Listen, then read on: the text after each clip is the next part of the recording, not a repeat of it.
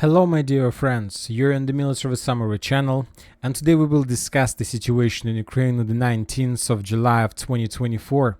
Today we have a lot of very interesting updates, so let's start. And first we're going to talk about the most important and the most interesting direction, the western Avdiivka area.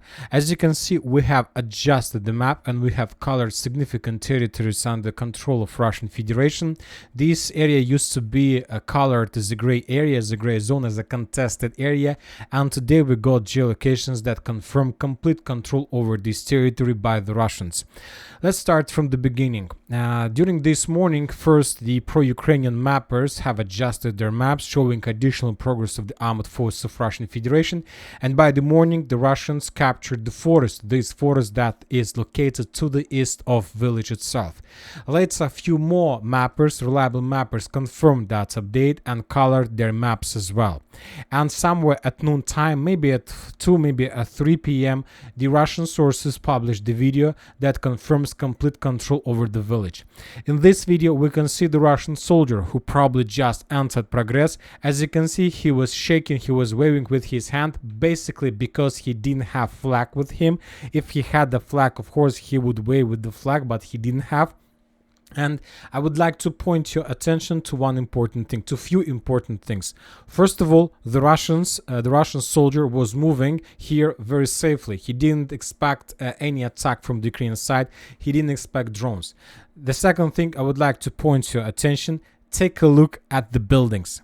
Take a look at the buildings inside of the village of Progress. As you can see, we see no buildings that were damaged by the Russians as a result of artillery strike or as a result of aviation strike. Of course, there are a few holes in the roof.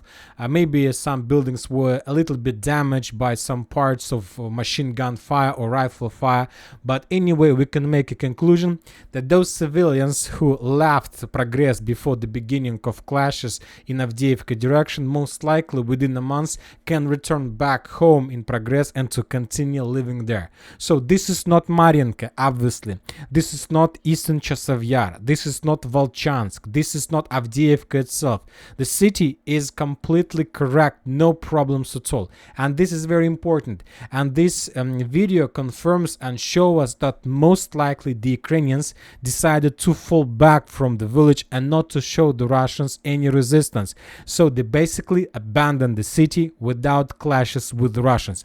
This is very interesting. The question why the Ukrainians did that. Few versions, of course. First of all, the Ukrainians received order to fall back towards Vysyola or Ivanovka, towards more reliable positions where we can see some strongholds and order fortifications. Or as for Progress, we got another case, the same case as we used to see in Ocheretina, when some Ukrainian squads decided not to follow the Ukrainian orders and they basically abandoned and left their positions without letting without noting the Ukrainian military authorities. Anyway, sooner or later we're going to receive additional updates and we will understand and we will find this out. As for the area around Progress, we got just few geolocations. In this video we can see the evacuation squad of armed forces of Ukraine group that were trying to evacuate from Progress towards Pokrovsk. The Russians discovered the Ukrainians, and as a result of FPV drone strike, the Ukrainian vehicle was damaged or destroyed. And that's it, nothing more from this direction. Few more videos about fire anomalies and nothing more. Now let's talk about Novoselovka Persha, another area where the Russians managed to achieve significant results. Today the Russian sources published the video of how the Russian stormtroopers were clearing the northern part of the village, how the Russians were moving from one building to another, checking whether they're Ukrainians or not. And in the final part of this video, we can see how the Russians managed to capture one Ukrainian soldier who decided to stay in the basement to wait when the main Ukrainian forces leave this area, and he basically surrendered. So as you can see, he decided not to fall back with the main Ukrainian forces. He decided to stay there and to surrender the Russians. So this is the situation in this direction. Obviously, we see that the Russians, since the beginning of battle for Avdiivka, managed to break through 3 defense belt. The Progress is the city of the last and the final 3rd defense belt, and after Progress we can say we stop talking about Avdiivka direction, and after Progress, if the Russians are going to move further, let's say in the western direction like Veselaya or in direction of Zhelana, in this case we're going to talk about the battle for Pokrovsk and Pokrovsk direction, because these cities, these towns like Zhelana, Veselaya, Ivanovka are the towns and villages of the 1st defense belt in direction of Pokrovsk. So this is very interesting. Now let's move further. Let's talk a little bit about Karlovka. The Ukrainian sources published the video how they were bombing and attacking the Russian forces along this tree line. This video confirms Russian presence there and that this territory was captured by the Russians. Most likely the Russians were trying to move along this area with the purpose to take under control these farms, and then from these farms the Russians were planning to move further in the western direction. Now let's move further. As for Krasnogorovka and Maximilianovka, the situation is very weird and difficult. First of all, I would like to point your attention that as for the previous updates, we can classify updates on the ground, let's say, to different sources. First source of update is the pro-Ukrainian mappers, sometimes Ukrainian sources, and as for these updates, like the situation with Progress, we can every day follow this progress, how the Russians are moving meter by meter, street by street, tree line by tree line, towards in the western direction.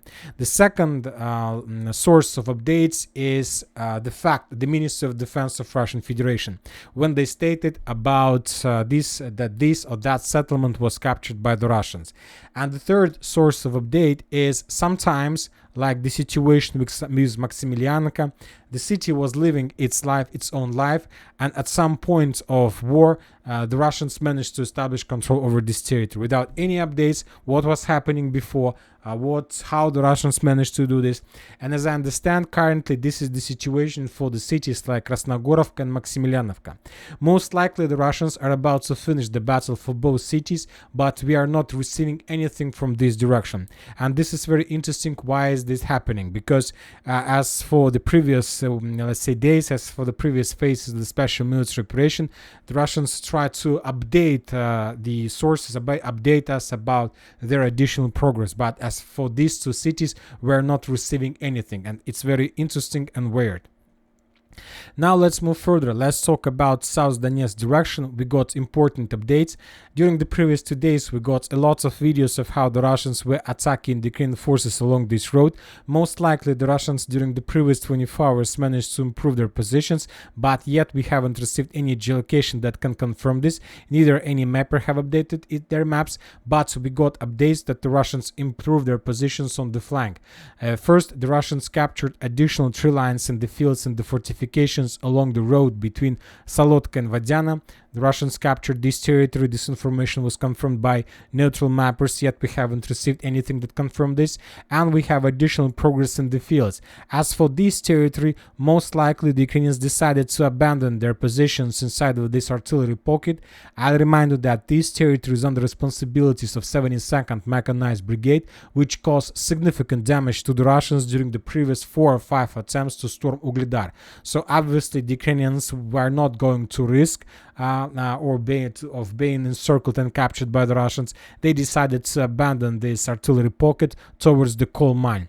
In the very near future, most likely during the next 2-3 days, the Russians will capture lots of territories, tree lines and the fortifications along T0524 road, and most likely somewhere in the end of July, the Russians will make their first attempt to cross the entire road and to attack deep inside of South Donetsk direction, trying to get as close as possible to Bogdanovka, to encircle significant number of villages, to break through the Ukrainian defense belt, and to capture as much as possible territories. Now let's move a little bit back and let's talk about New York.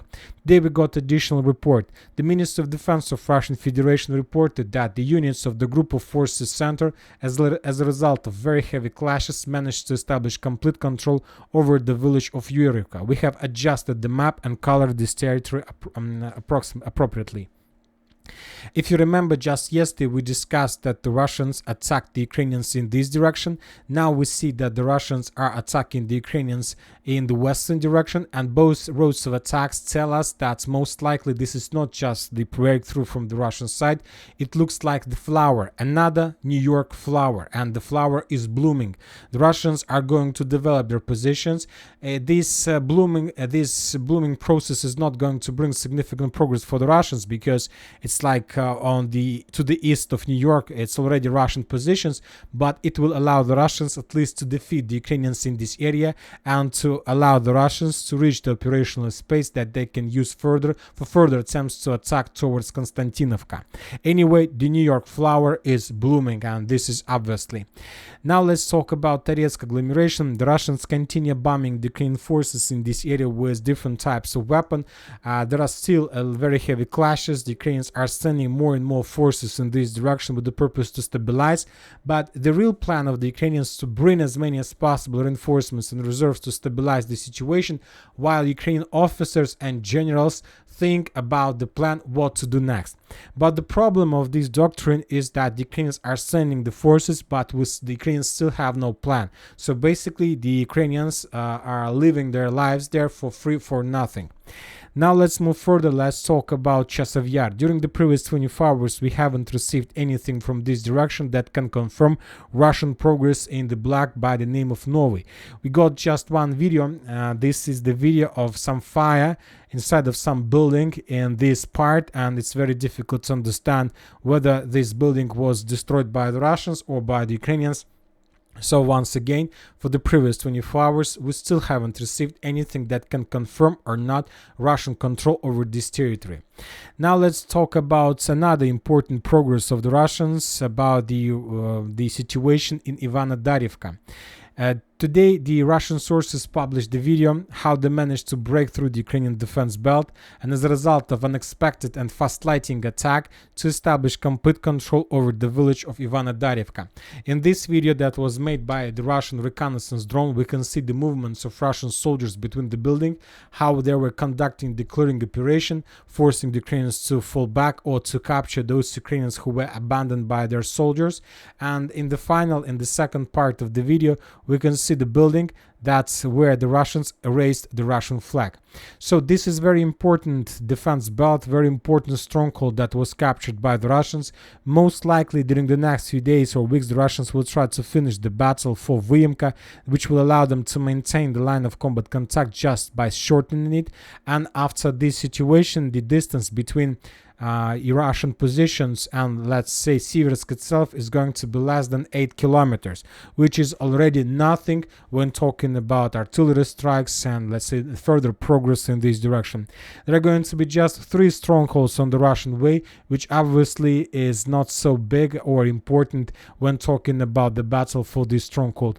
The Ukrainians realized the difficult and critical situation, and today the sources reported that the Ukrainians destroyed another dam, another bridge, another road between Fedorovka and Pereizny, with the purpose not to allow the Russians to capture 2 cities, 2 villages at once. As for Siversk direction, this is very important area.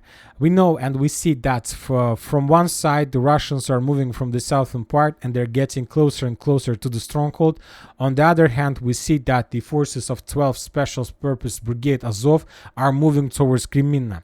Today we got additional batch of videos of how the Russians were bombing the Ukrainian forces, and this is very weird and interesting situation, because if the situation is critical for the Ukrainians in Siversk direction, then why the Azov forces are moving further, wasting their time, wasting ammunition, manpower, trying to force the Russians to fall back from this part of the forest?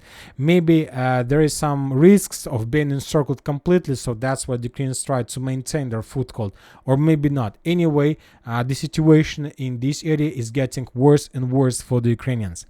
Now let's move further. We got additional updates about Russian progress in the fields towards Zhiribets River. During the previous 24 hours, the Russians improved their positions on the way to Nevskaya. At the this is another also very important progress of the armed forces of Russian Federation, and currently the distance between possible Russian edge positions and the village itself is less than 3.5 kilometers, which is already very, very, very critical for the Ukrainians. Now let's talk about northern Kupiansk direction. As you can see, we have received a lot of updates, but most of them are about the Russians, of how the Russians were bombing the Ukrainians with aviation, with missiles, with artillery, with FPV drones, with Lancet, and so on.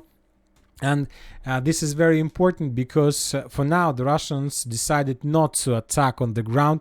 For now the Russians decided just to attack the Ukrainians with missiles, to collapse, to defeat, to destroy Ukrainian logistic, and to make the life for the Ukrainians very difficult, for Ukrainian soldiers in this direction. Because the most important is not just even these updates, the most important is the number of updates since the beginning of July. This is the current picture, the current configuration of geolocations since the beginning of July, and as you can see, currently we can make a conclusion that Kupiansk, northern Kupiansk direction is primary priority target for the Russians. It's priority number one, because almost every single square centimeter in this area was already bombed by the Russians, either by artillery or aviation or drones or any other possible way, and this confirms that the Russians are not counting their munition, their weapon, because they understand that they are going to attack, and Kupiansk most likely is going to be the battle of late summer military campaign. As for Volchansk and Glubokaya, we haven't received any changes on the ground. Just few clarifications about the line of combat contact, and few more details about the Russian possible foothold on the Ukrainian side of Siversk Donetsk River. Let's go step by step. As for Volchansk, there are very heavy clashes. The Russians are bombing the Ukrainians. The Ukrainians show no resistance. And in comparing this city with Progress, we see that Ukrainians try to hold this area as long as possible. I'll remind you that Progress, the Ukrainians abandoned without even any resistance, without any clashes. Now let's talk about this area. Today we got some clarifications from the group of forces north of possible position of Russian foothold on the Ukrainian side of Siversk Donetsk River. Some of the mappers have adjusted their maps, and according to information we have, most likely the Russians have their foothold here, to the north of Prilivka and to the west of Sinelnikova. This description, this position fits the description that was published by the group of forces north. So this is not the area of Russian foothold, but probably this is the area that the Russians managed to capture, because this is very nice positions. There are water reservoirs, so you can feel free yourself here, feel very comfortable. You are able to repel any possible counterattack from the Ukrainian side, and these positions are very close to attack the southwestern part of Ovchansk and to get Sinelnikov itself, and furthermore to cut Prilipka from the support and supply. So as I understand, while the Russians are taking a fight with the Ukrainians inside of Volchansk, other Russian sources try to develop their positions to concentrate forces before further attempts to attack in the eastern direction. As for Glubok, as we discussed in the previous update, the most important and interesting event during the previous 24 hours is that Ukrainians tried to cross not Vovche, but Travianska water reservoir with the purpose to cut the Russians in this area from supply and support, but the Russians discovered the concentration of Ukrainian forces. They attacked them, and the Ukrainians were first of all defeated and were forced to fall back. Now let's talk about political events. We have lots of very interesting updates. As we know now, the most important topic is the upcoming president elections in the United States of America. We know that the Republicans have already, introduced us the candidate for the president elections. It's going to be Donald Trump, and we have the candidate for the vice president chair, and this is going to be J.D. Vance. And today we got report that the head of office of Ukraine, Zelensky, Yermak, tried to schedule a call with this person, but the United States of America, not the United States of America, but Republicans refused to have any conversations, any negotiations with this purpose, which is also not a very good sign for the Ukrainians. Zelensky have already confirmed that this is going to be very difficult to cooperate with Trump and Vance, but he told that he told us that Ukraine is not going to surrender. Ukraine is not going to give up even a single single square centimeter of Ukrainian territory in exchange for peace negotiations. So he tried to tell us that if the United States of America don't want to deal with us in a good way, they will be forced to do this in the bad way, because we, the Ukrainians, are not going to surrender. And as for his belief that Ukrainians are not going to surrender, first thing that comes to my mind is the videos that we start receiving from the cities and towns over the entire Ukraine. The Ukrainians are trying to begin strikes against the Ukrainian politic and Ukraine restrictions, power restrictions. People can't live in this situation, and everybody understand what is going to happen in winter, during the winter period of time. On the other hand, people by all these strikes try to show Zelensky their attitudes about him and his policy, because now you can't talk in Ukraine about the end of the war with Russia. You can't talk in Ukraine that it's time to start negotiation, and you can't talk that it's better to give up some territories to Ukraine in exchange for peace. You can't do this, because if you do this, then you will be blamed and you will be charged as an enemy of the state. But this situation with electricity allowed the Ukrainians to talk about electricity, about the problems, and you can't do anything, because you can't blame people that because that fact that you're asking authorities of Ukraine to resolve the issue with power, you can't call them the enemies of the states or those who support Russia, because there is no connection. But we understand that the only way how Ukrainians can fix the problem with electricity is to start peace negotiations, to make a peaceful time, and to start all these engineering works with the purpose to restore energy facilities all over the entire territory of Ukraine. So this is a very difficult situation. As you can see, Zelensky doesn't see this. He doesn't want to see this. But on the other hand, Zelensky continue blocking Slovakia and Hungary, those countries who support Russia. He blocked the roads that these countries were using when they were supplied with gas and oil from Russia. So this is the policy of Kiev and Zelensky himself. Obviously, sometimes I'm not sure what exactly he's doing and what exactly he wants to achieve or wants to do. Today we start receiving reports, and probably this already final information, that Biden will withdraw his candidate. He's not going to continue his fighting for the president chair. And today, for example, Democrats postponed nomination of Joe Biden as U.S. president candidate, and most likely this is connected to the situation that he's not going to continue, and most likely Democratic Party right now try to figure out who is going to fight with Donald Trump. Obviously, regarding the name, the Democratic Party will announce. They understand that they will lose, but anyway, they need to begin fighting not for this current president chair, but probably for the president chair that is going to belong to somebody in 4 years. And that's it for today. Military Summary channel reminds we condemn any violence in the world. Thank you for watching. Subscribe to my channel, put your likes, join my Patreon, and have a good day. Bye bye.